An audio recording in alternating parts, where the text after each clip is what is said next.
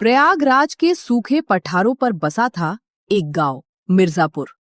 वहीं एक टूटी फूटी झोपड़ी में रहता था मोहन, एक गरीब मेहनती और ईमानदार युवक जिसे किस्मत जैसे बार बार धोखा देती रहती थी। मोहन खेत में फावड़ा चला रहा था। तपती धूप में पसीने से लथपथ चेहरा पर हिम्मत अब भी बाकी थी। खेत बंजर पड़ा था, पानी की एक बूंद तक नहीं थी। इतनी मेहनत कर ली हमने, फिर भी हमारे खेतों में कुछ ना हो गुरु। हमारी तकदीर तो ऐसे लगो है कि सच में पथरी पर लिखी गई है। तभी उसका दोस्त मनीष वहां आ पहुंचा। क्या रे मोहन, तू फिर से मिट्टी खोद रहा है? अरे हमने तो सुना है कि इस बार तो बीज ने भी मना कर दिया है कि भैया हम इस मिट्टी पर ना हो गए हैं। अरे मनीष, तू तो जानता है कि मेहनत करने वाले को भगवान देर से देता है, पर देता जरूर है। भगवान? अबे तेरे हिस्से का तो भगवान भी भूल गया। पूरा गांव कहता है कि तू तो जन्मजात ही बदकिस्मतिया है। हाँ, ज्यादा खीखी करके दया ना दिखाओ, बड़े आए। हमने भी सुनो है लोग क्या कह रहे हैं, पर मनीष सही बताया तो हमारे अंदर से ना एक आवाज कहती है कि हमारी तकदीर बदलेगी। जब कोई भी ना मानेगा ना पूरे गांव में, मैं तब भी हमको लग रहा है कि हमारी तकदीर तो बदलेगी। हाँ, अबे तू भी ना मोहन, सपनों की रोटी पर जिंदा है। कम से कम हमारा दिल तो जिंदा है मनीष, और उम्मीद भी। मनीष हंसते हुए वहां से चला गया। शाम को मोहन अपने घर लौट आया। उसकी मां मिट्टी के चूल्हे पर बैठी थी, पर चूल्हा ठंडा पड़ा था। बेटा, लगता है भगवान ने तेरी तकदीर बिना स्याही की कलम से लिखी है। ए अम्मा, तू ही तो सिखाती हो कि हिम्मत कभी नहीं हारनी चाहिए। बेटा, जब पेट भूखा हो और किस्मत अंधी, तब माँ का दिल काम चाहता है। ओहो, अपने दिल को जरा थाम तो अम्मा। तू देखना, जिस मिट्टी को सबने छोड़ा है ना, वही हम एक दिन सोना उगाएंगे। हाँ, तेरा भरोसा अभी भी नहीं टूटा। हमार भरोसा अभी ना टूटो अम्मा। तकदीर को हम नहीं चुन सकते, पर तकदीर से हारना भी तो जरूरी नहीं है ना। तो बस हम साथ दे अम्मा, फिर देख हम क्या कमाल करते हैं। कुछ देर बाद मोहन सो गया। अगली सुबह मोहन खेत जाने को तैयार होने लगा। तभी उसकी माँ उससे बोली, बेटा, घर में लकड़ियाँ खत्म हो गई हैं, चूल्हा कैसे जलेगा? हाँ तो ठीक है अम्मा, हम जंगल से लकड़ियाँ लाए दे रहे हैं, उसके बाद हम खेत चले जाएंगे। ये कहकर मोहन जंगल की ओर निकल पड़ा। वो आधे रास्ते पहुंचा ही था कि उसी रास्ते में उसके कानों में उसकी प्रेमिका राधा की आवाज टकराई। अरे मोहन, तुम यहाँ? इस वक्त तो तुम खेत में होते हो, आज जंगल क्यों जा रहे हो? ओ राधा, अरे वो कहा है कि घर में लकड़ियाँ खत्म हो गई है, खेत का काम हम बाद में करेंगे, पहले अम्मा के चूल्हे की चिंता तो दूर कर दे। कल दूसरे गांव से लड़के वाले आए थे मुझे देखने, सब देखकर चले भी गए। तुम अपनी माँ को पिताजी के पास भेज दो, वरना देर हो जाएगी। अब तुम हमारी हालत को जानती हो राधा, गांव में हर कोई हमारे तकदीर का मजाक उड़ाता है। हम दिन रात मेहनत करते हैं, पर पता नहीं कहां से कोई ना कोई आफत आ ही जाती है। अरे यहाँ तक कि हमारी अम्मा भी हमारी तकदीर को कोसती रहती है। अब बताओ भला, ऐसे में मैं तुम्हारा हाथ मांगने की हिम्मत हम कहां से लेके आए? मैं रोज मंदिर में पूजा करके तुम्हारे लिए प्रार्थना करती हूँ। गांव वाले जो बोलते हैं वो उनकी मूर्खता है। इंसान की तकदीर से ज्यादा उसकी सोच मायने रखती है। तुम्हारी सोच साफ है, तुम्हारा दिल सच्चा है। एक दिन यही सोच तुम्हें बहुत आगे ले जाएगी। राधा घर लौट गई और मोहन जंगल की ओर बढ़ गया, पर इस बार उसके मन में कुछ और ही गहराइयां चल रही थी। अरे कभी भी कुछ ठीक काहे नहीं होता, हमें समझ में नहीं आ रहा। मेहनत करता हूँ, दुआएं भी मिलती है, और फिर भी हर बार सब बिगड़ ही क्यों जाता है। समझ नहीं आ रहा। गहरी सोच में डूबते हुए वो जंगल में लकड़ियां काटने लगा।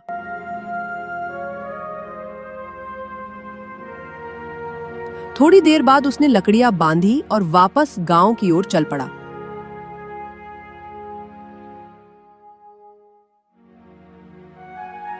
अरे ये कौन रास्ते पे आ गए हम? अरे दादा रे दादा, हम तो रास्ता ही भटक गए।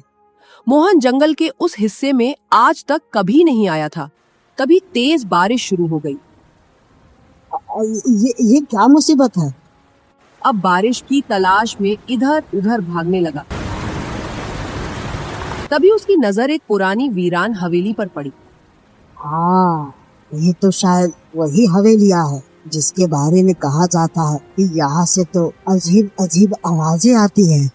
डरते डरते मोहन उस हवेली के नजदीक पहुंचा।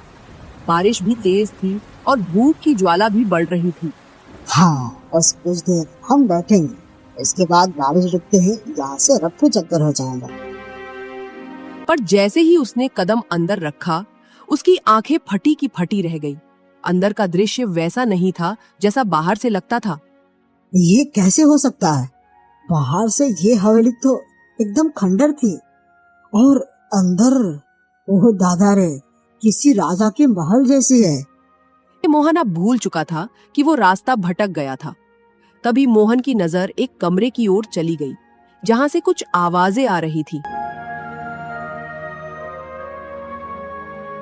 मोहन उस कमरे की ओर बढ़ गया। सामने का दृश्य देखकर वो बुरी तरह चौंक गया। जो कहा है, एक बड़े से पिंजरे में तोता बंद है और ऊ के बगल में एक खोटे से बंधा एक गधा भी है। तोता और गधा संगे संगे। बड़ी विचित्र बात है, ये वीरान हवेली में ये तोता और गधा क्या कर रहे हैं? ये तोता तो देख के ऐसा लगे हुआ है कि जैसे रोज खाता पीता है, और ये गधा तो ऐसे लग रहा है जैसे अभी अभी बांधा गया है। इसका मतलब क्या है? कोई इस हवेली में रहता है।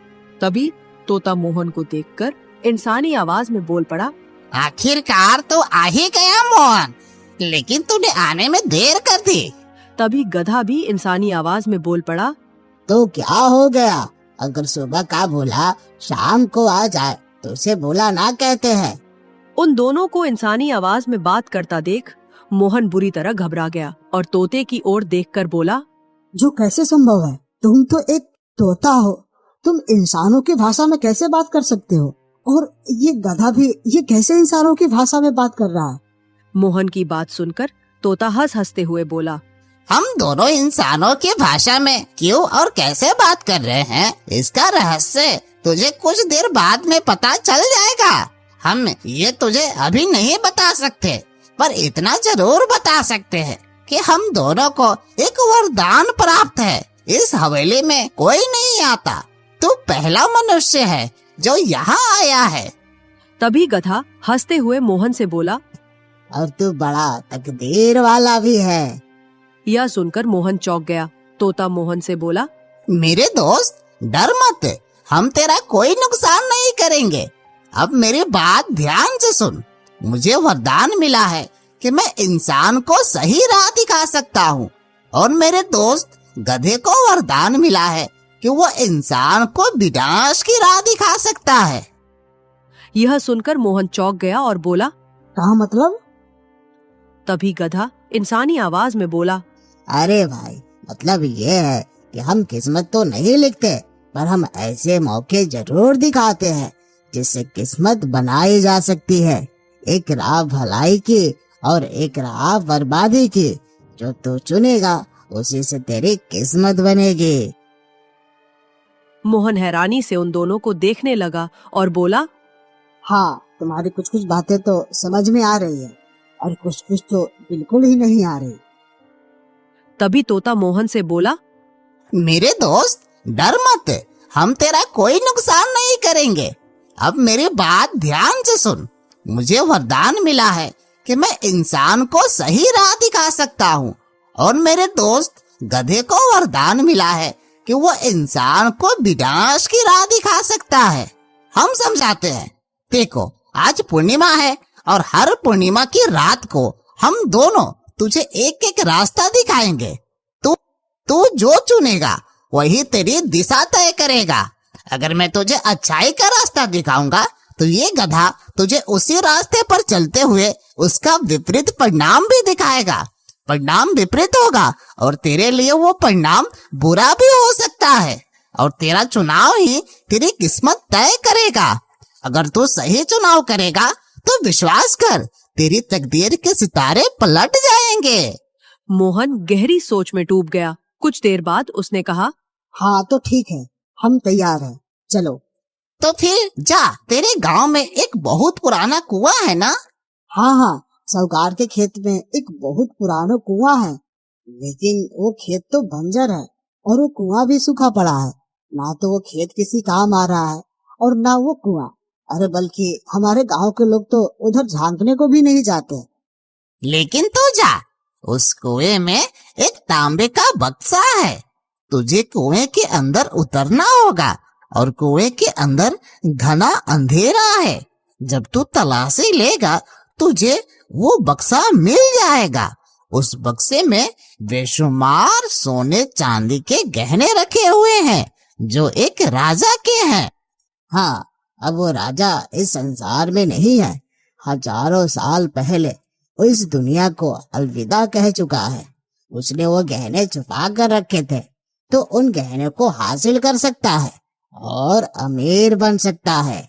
यह सुनकर मोहन खुश हो गया। वो जाने ही वाला था कि तभी गधा बोल पड़ा, लेकिन रुक जा, अब मैं तुझे इसका विपरीत परिणाम बताता हूँ।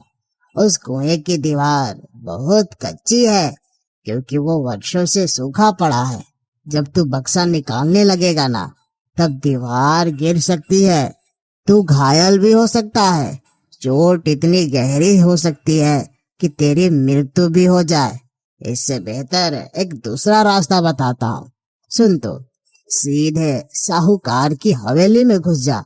वहाँ एक कक्ष है जिसे साहूकार बंद नहीं रखता, लेकिन उस कक्ष में बहुत सारा सोना चांदी रखा हुआ है। इस रहस्य को केवल साहूकार जानता है, तो चोरी कर ले, किसी को शक भी नहीं होगा। उस कमरे में भी बहुत अधिक सोने और चांदी के गहने रखे हुए हैं। मोहन गहरी सोच में डूब गया और बोला, हाँ, हम तो यहाँ से अभी जा रहे हैं, फैसला हम बाद में करेंगे। अगली पूर्णिमा को मैं फिर से आऊंगा। चलो भाई।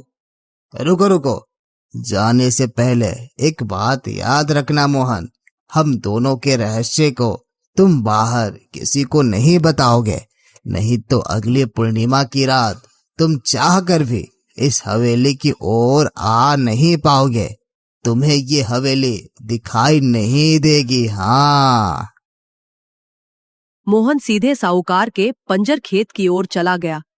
खेत की ओर जाते हुए वो बड़बड़ाने लगा, हमें तो ऐसा लग रहा है कि इस बार वाकई में हमारी तकदीर बदलने वाली है। हाँ।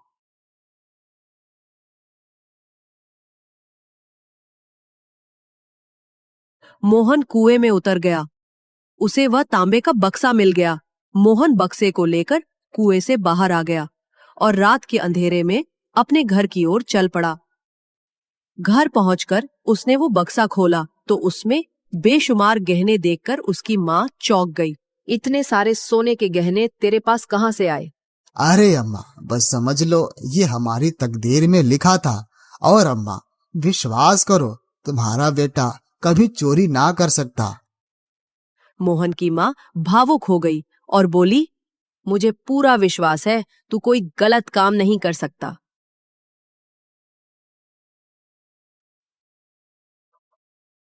उस दिन के बाद से मोहन की तकदीर बदल गई। उसकी झोपड़ी अच्छे मकान में बदल गई। उसने खेती छोड़कर व्यापार करना शुरू कर दिया और देखते ही देखते वो धनवान बन गया। दूसरी पूर्णिमा की रात पर मोहन दोबारा उस रहस्यमयी स्थान पर जा पहुंचा। तोता और गधा पहले से मौजूद थे। लगता है तूने अच्छाई के रास्ते को चुना। चलो, अच्छा है। अब देख तेरे साथ क्या होता है। अब मेरी बात ध्यान से सुन। राजा चंद्रसेन अपने महल में युवकों की परीक्षा ले रहे हैं। जो जीत गया उसे दरबार में संदेश वाहक बनाया जाएगा। तू जाकर भाग्य आजमा, भले ही कठिन हो, लेकिन तू जा। लेकिन अगर तू वहां गया तो तुझे पहरेदार मारेंगे।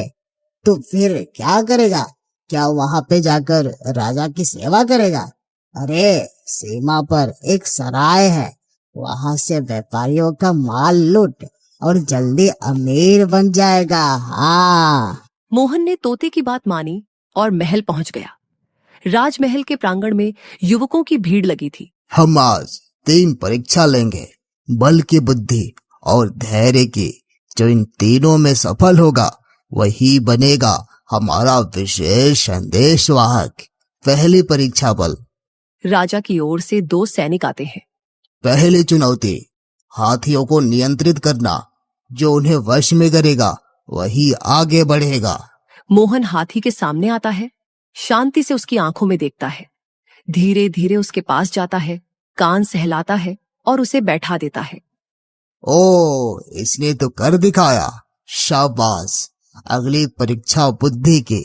परीक्षा बुद्धि एक पहेली है। 4 दीवारों में बंद हो, मैं ना दिखता ना मैं चलता, मेरे बिना सब मौन है, मुझसे ही हर बात पलता।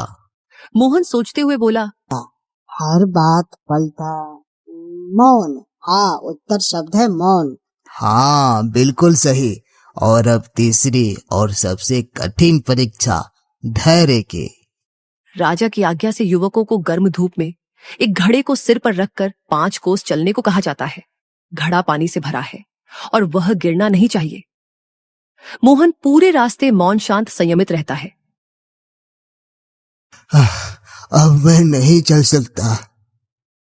अरे, मेरा तो पानी छलक गया।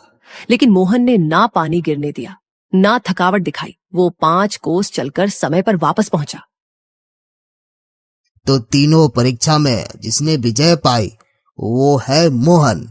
हम इसे राज्य दरबार का संदेश वाहक नियुक्त करते हैं। दरबार गूंजता है, जय हो, जय हो।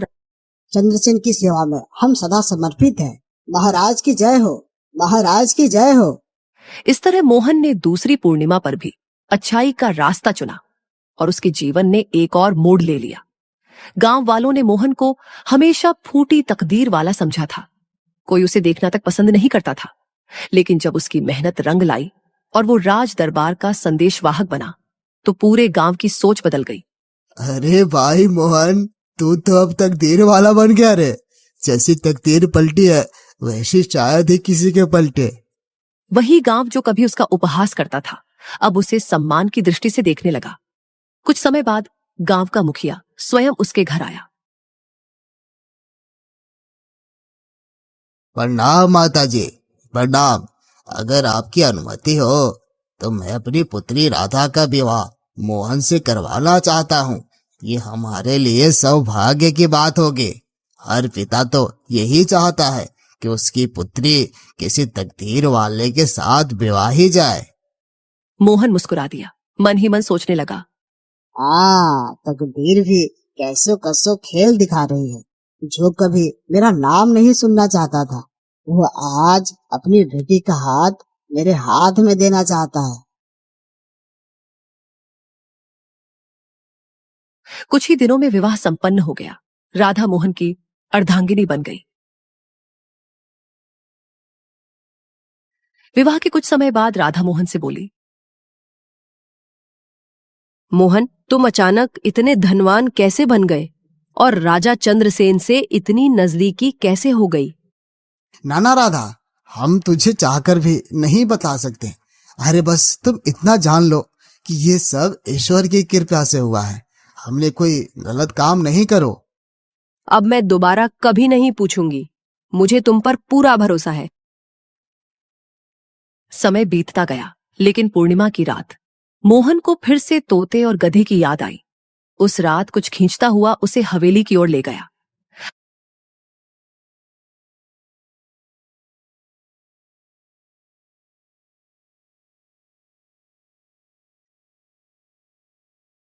हवेली की दहलीज पर कदम रखते ही दीवारें कांप उठी। अंदर बैठा तोता और गधा मोहन को देखकर चौंक उठे। अरे ऐसा कैसे हो सकता है? मैं भला तुम दोनों को कैसे भूल सकता हूँ? लेकिन आज मैं किसी इच्छा से नहीं आया। मैं आज ये जानने आया हूँ कि तुम दोनों आखिर हो कौन। हाँ, अब वक्त आ गया है सच्चाई बताने का और हमारे श्राप से मुक्त होने का। तू हर बार भले रास्ते पर गया, इसी वजह से हमें आजादी मिल रही। हम तो बस रास्ता दिखाते हैं। भगवान ने हमें यही हक दिया है। चुनाव तेरा है, लेखा जोखा उसका तू है, क्योंकि तूने सही चुना। तो क्या तुम सच में हमारी मदद कर रहे थे या हमें भटका रहे थे? हम इस हवेली के श्राप है। सुनो, 100 साल पहले यहाँ के राजा ने तकदीर पर शोध करने की ठानी थी। उसने सोचा कि अगर इंसान की आत्मा में प्रवेश किया जाए तो उसकी तकदीर की रेखाएं देखी जा सकती है। और फिर राजा ने मंत्र रचे, लेकिन ईश्वर नाराज हो गए।